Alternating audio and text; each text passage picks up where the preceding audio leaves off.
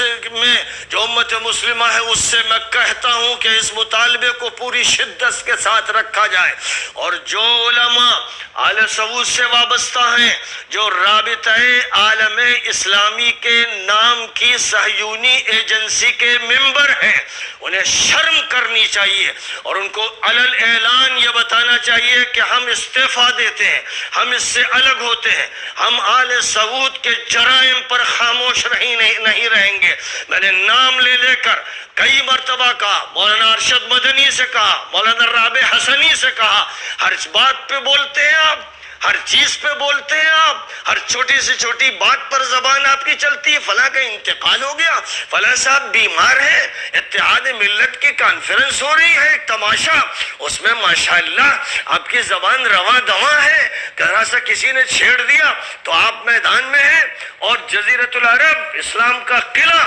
اس میں اتنے بڑے بڑے جرائم ہو رہے ہیں اور آپ کی زبانیں خاموش کیوں ہیں؟ پوری امت سے سوال ہے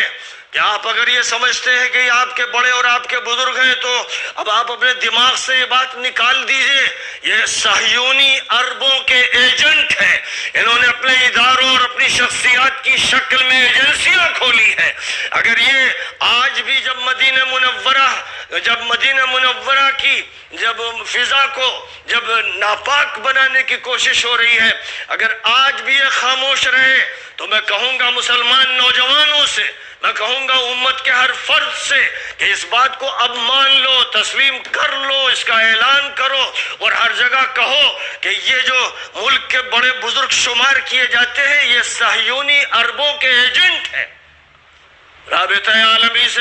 عالم اسلام سے انہیں استعفیٰ دینا پڑے گا اور علل اعلان ان جرائم کے خلاف بولنا پڑے گا اور ان کو زبان کھولنی پڑے گی، ورنہ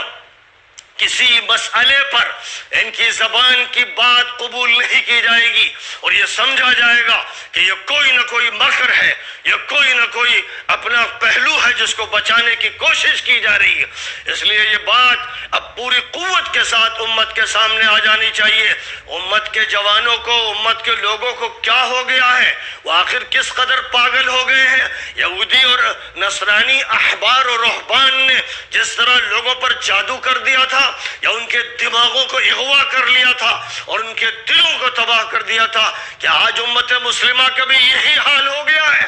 ظاہر ہے کہ اسلامی تاریخ کے ابتدائی دور سے جنہوں نے صحابہ کو قتل کیا اور جنہوں نے اہل بیت نبوی کو قتل کیا، جو ان کے ساتھ آج کھڑے ہیں، جو یزیدی ہیں اس دور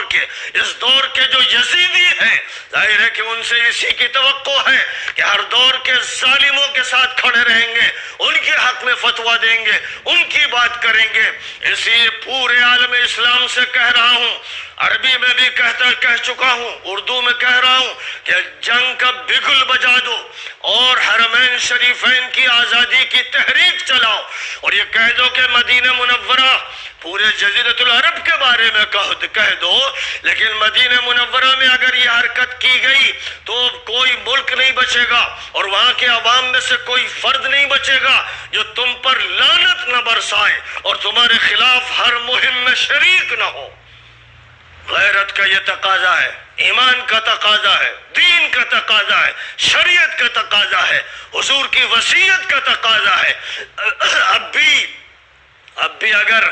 خاموش رہیں گے، یہ بڑے بڑے علماء،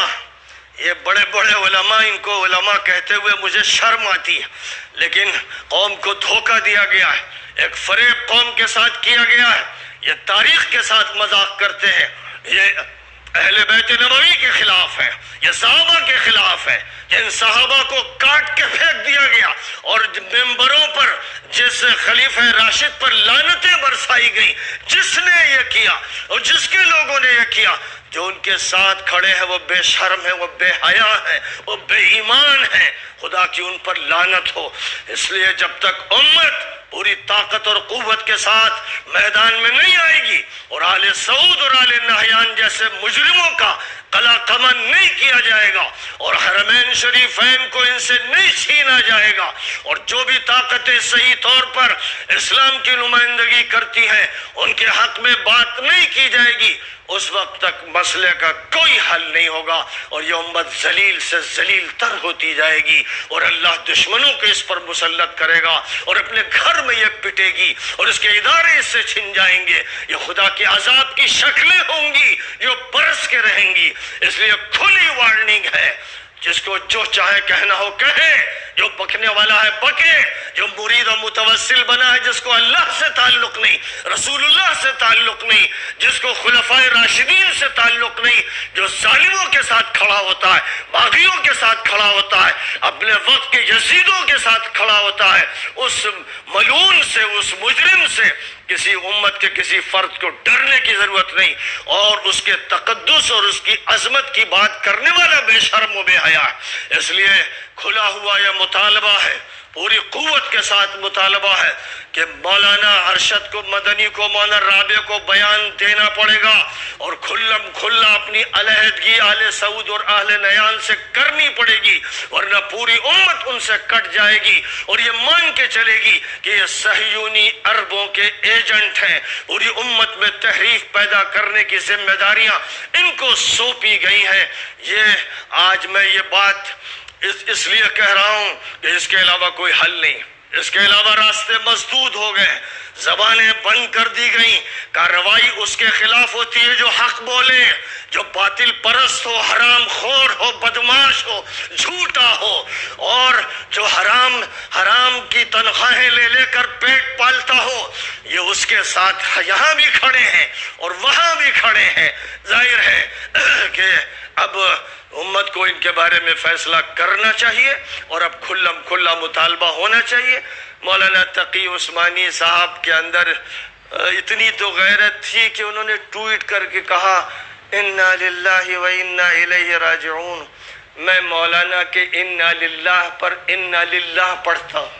انا للہ مولانا دن میں 10 مرتبہ پڑھتے ہوں گے، اس کو چوٹ لگ گئی، اس کو نزلہ ہو گیا، اس کو ٹائیفائڈ ہو گیا، اس کا انتقال ہو گیا، انا للہ و انا الیہ راجعون۔ یہ مسئلہ ایسا ہے جس پر انا للہ پڑھا جائے۔ مولانا تقی صاحب سے کہتا ہوں کہ جتنی بھی تنظیمیں ہیں رابطہ اور فقہ اسلامی کی، ان سے علیحدگی کا اعلان کریں، اور پاکستان میں یہ کہہ دے صاف طور پر کہ پاکستان کو آل سعود کی ان حرکتوں کے خلاف کارروائی کرنی چاہیے، پاکستان کو آگے بڑھ کر حرمین شریفین کی ذمہ داری لینی چاہیے۔ مولانا یہ لب جھب باتیں نہیں چلنے والی ہیں، اور اپنی فقہ کی زبان کو کنارے ڈالیے، کبھی تو انقلاب کی زبان بھی بول دیا کیجئے، اور کبھی تو غیرت کی آگ بھی لگا دیا کیجئے، اور کبھی تو پوری امت کو بھی للکار دیا کیجئے۔ مجھے آپ کا ٹویٹ پڑھ کر ایک افسوس ہوا کہ اس انا للہ پر میں انا للہ پڑھتا ہوں، جب بات کرنی تھی اس طرح کہ تیغ برہ ہوتے اور اس وقت کے خالد ابن الولید بن جاتے ان منافقوں کے خلاف۔ اس وقت یہ کہا جا رہا ہے ارے مدینہ منورہ میں بھی سینما گھر، انا للہ و انا الیہ راجعون۔ آپ کی اس انا للہ سے آپ کے پڑوس میں بیٹھے ہوئے شخص پر بھی کوئی اثر نہیں پڑا، تو یہ اثر کیا جزیرۃ العرب پر پڑ جائے گا؟ لہذا میں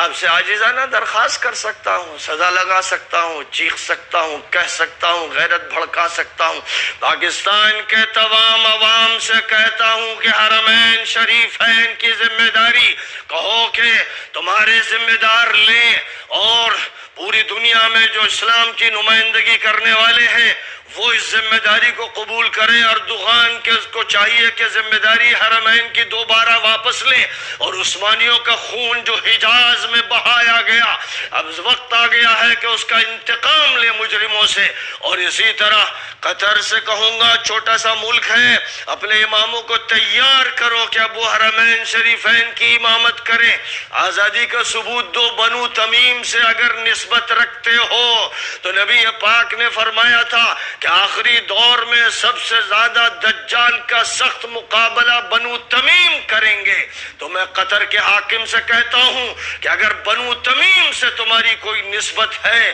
تو تم اس دجال سے مقابلہ کرنے کے لیے میدان میں آؤ۔ دوستیاں اور مصالحتیں